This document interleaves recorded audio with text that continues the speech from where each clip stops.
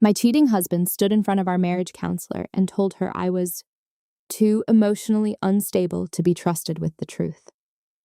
Then he reached across the couch, squeezed my hand, and said, "I love her, but she keeps inventing affairs because she needs someone to blame for being unhappy." What he didn't know was that by then, I had already found the lease.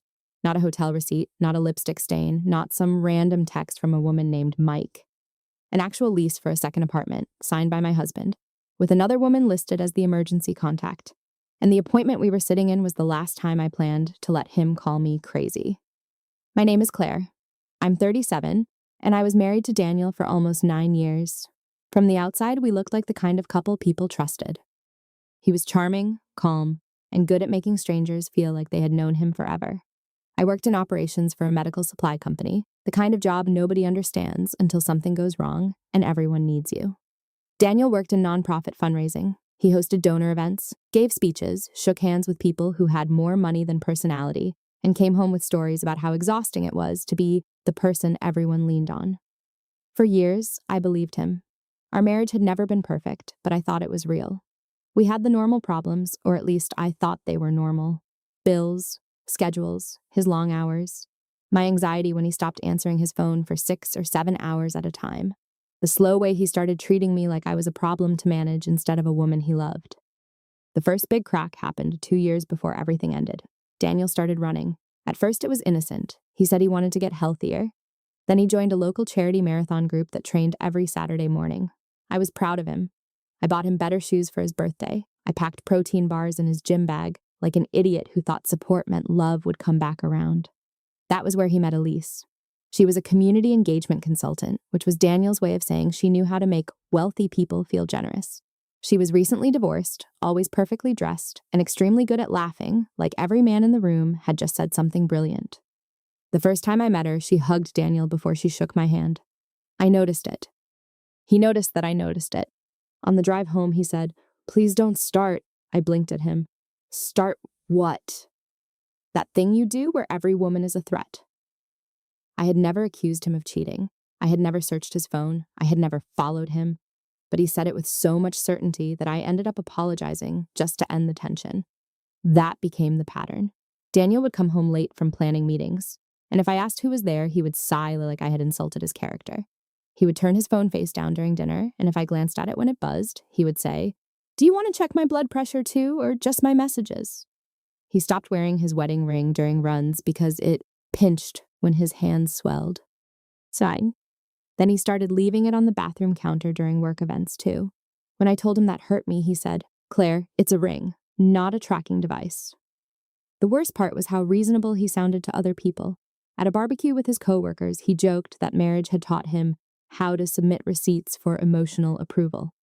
Everyone laughed. I forced a smile because I didn't want to be that wife. Later that night, I told him the joke embarrassed me. He looked genuinely tired of me. "You're proving my point. I can't even make a joke without you turning it into a trial." By the time he suggested couples therapy, I was so worn down that I agreed immediately. I thought therapy meant we were going to fix things.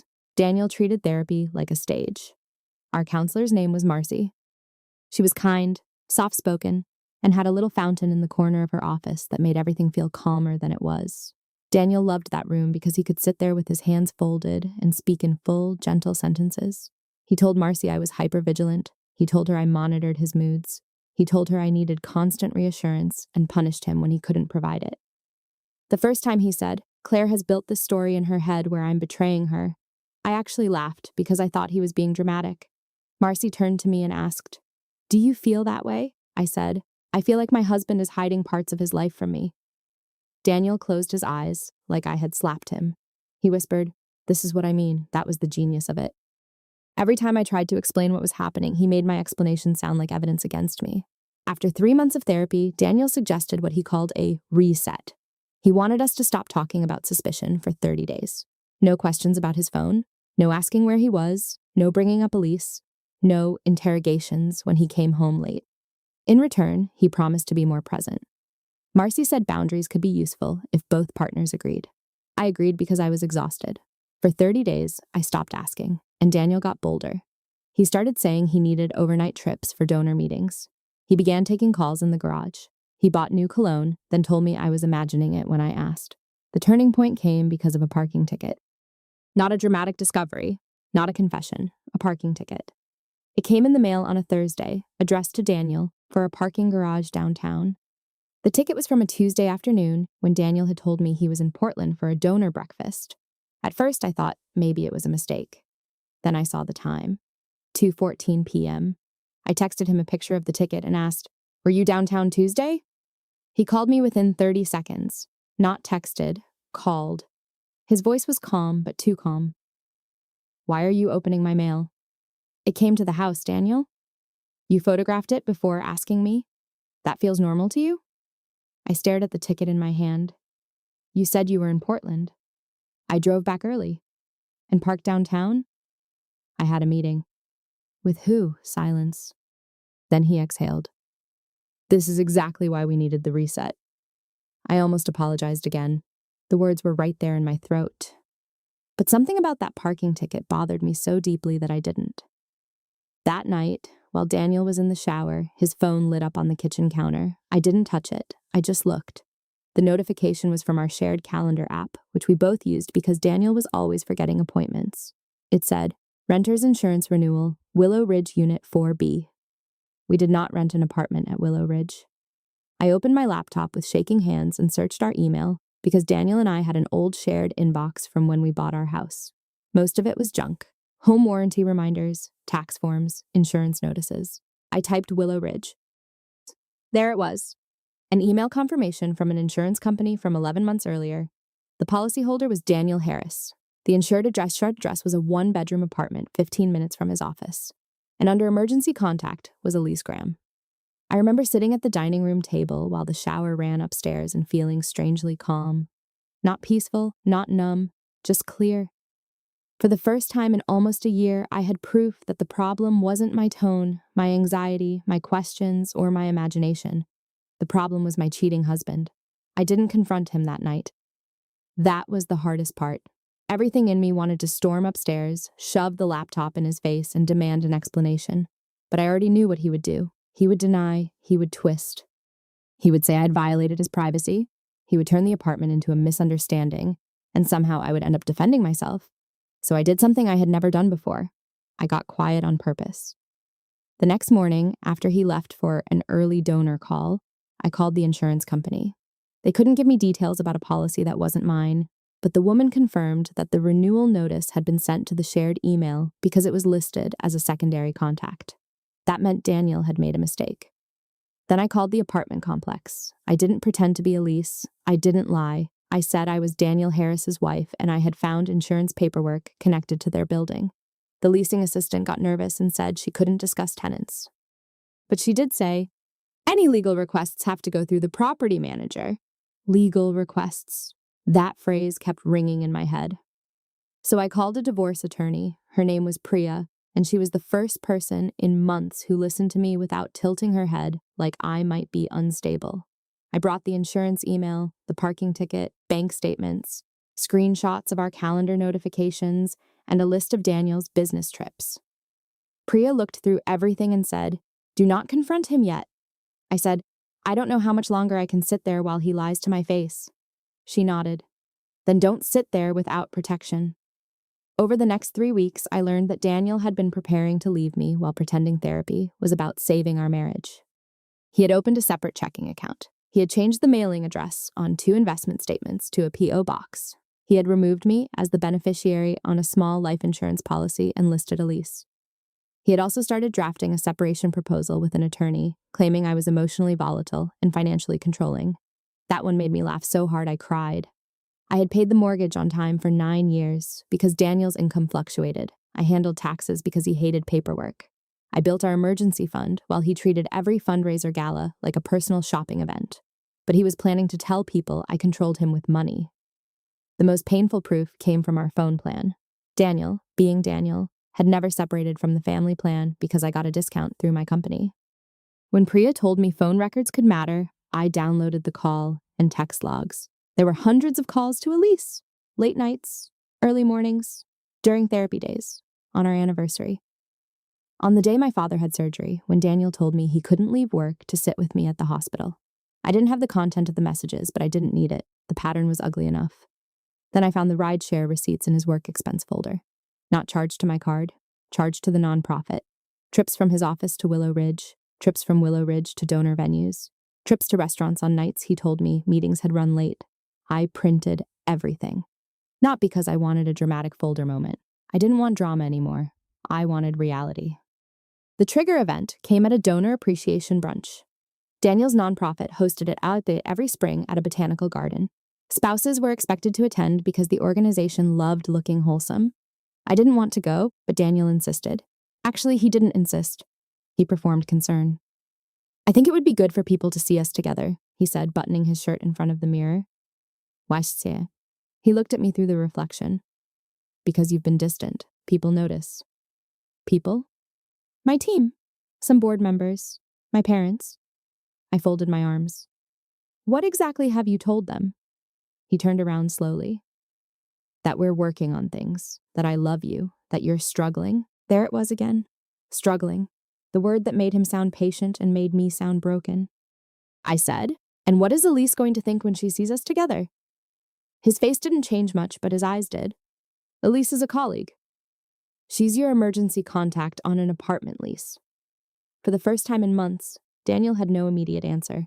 Then he recovered. I don't know what you think you found, but you need to be very careful right now. It wasn't fear in his voice. It was warning. I said, careful of what? Of making yourself look worse. I almost smiled. That was when I knew I was done. At the brunch, Daniel was everywhere at once, laughing with donors, touching elbows, calling older women by their first names, making everyone feel like they were his favorite person. Elise was there in a cream blazer, holding a clipboard like she owned the garden. When she saw me, she smiled. Not guilty, not surprised, not even uncomfortable. She smiled like she had been waiting. Daniel introduced us to a board member named Alan, who said, Claire, Daniel talks about you all the time. I said, that's funny. I'm never sure what version of me people are getting. Alan laughed awkwardly. Daniel's hand pressed into my lower back. Too hard. A few minutes later, during brunch, Daniel gave a short speech. It was supposed to be about community partnerships, but halfway through, he shifted into something personal. I've learned this year, he said, that service begins at home. Sometimes the people we love most are fighting battles we can't understand, and sometimes love means being patient when someone sees enemies where there are only people trying to help. The room went quiet in that polite way rooms do when everyone knows they are hearing something private. My face burned. Daniel looked directly at me from the small podium.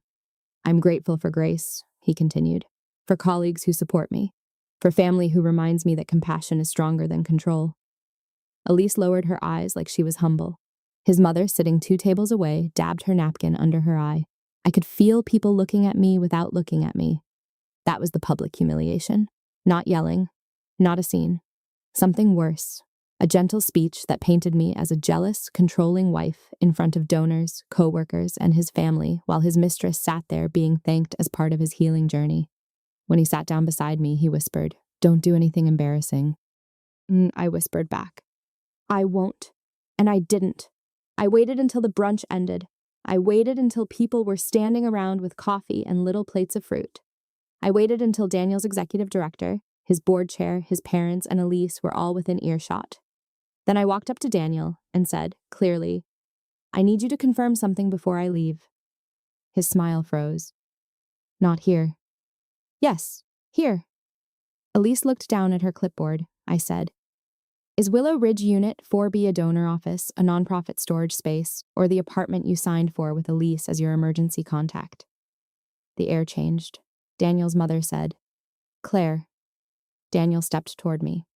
"You need to stop." I looked at him. No, I needed to stop when you told our therapist I invented your affair.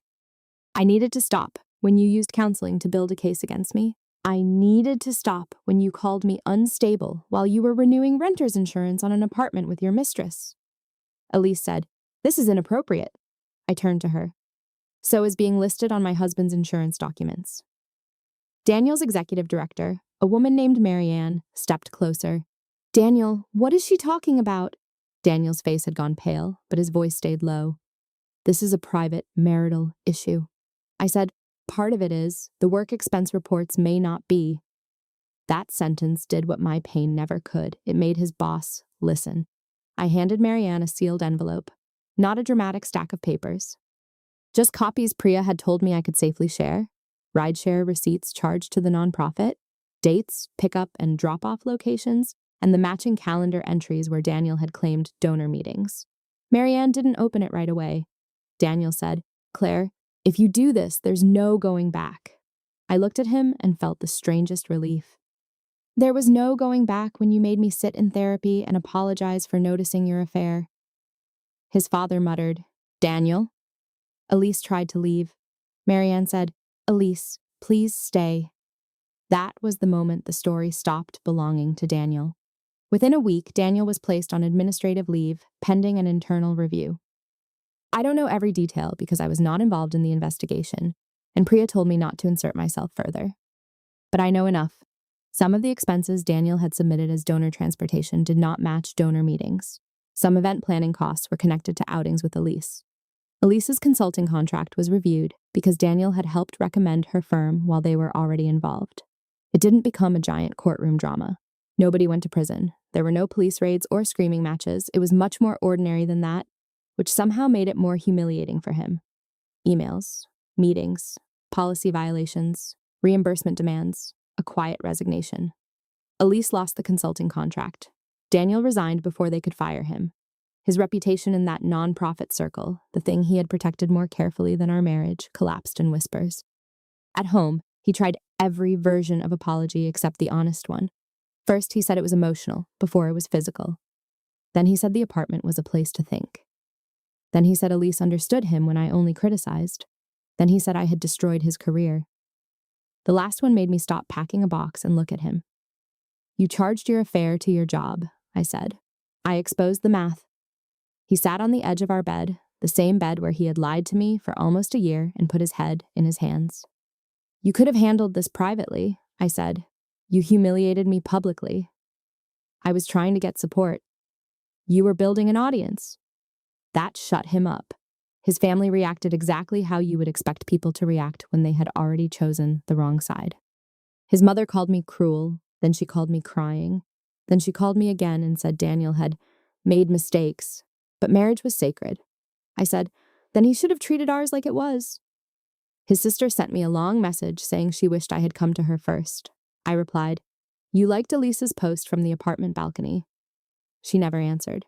The divorce was not clean, but it was cleaner than staying. Because I had waited, gathered documents, and listened to my attorney, Daniel couldn't control the narrative in court filings the way he had planned. His attempt to paint me as financially abusive fell apart when we produced years of shared payments, his separate account transfers, the P.O. box, the lease, and the phone records. I kept the house, partly because I could afford it, and partly because Daniel couldn't. He kept insisting he needed stability after losing his job, which was rich coming from a man who had rented a second home for his affair. We sold some shared investments and divided what had to be divided. I changed every password. I removed him from every shared account. I stopped managing his chaos.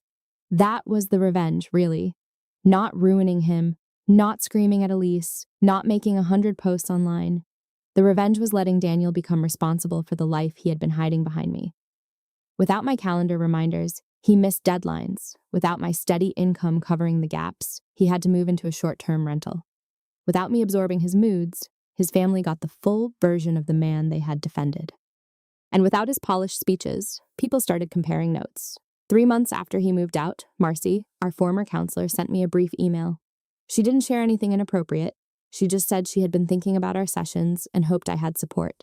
I cried when I read it, not because I needed her to admit she had been fooled, but because I realized how badly I had needed one adult in that room to believe me. I'm not going to pretend healing felt glamorous. Some nights I still sat on the kitchen floor because the house was too quiet. Some mornings I found one of Daniel's old coffee mugs and felt anger so sharp it embarrassed me. There were days I missed the version of him I thought I had married, and then I had to remind myself that missing someone is not the same thing as wanting them back. Elise tried to contact me once. She sent a message saying Daniel had lied to her too. She said he told her we were separated emotionally, that I was cold, that I only cared about appearances, that our marriage had been dead for years.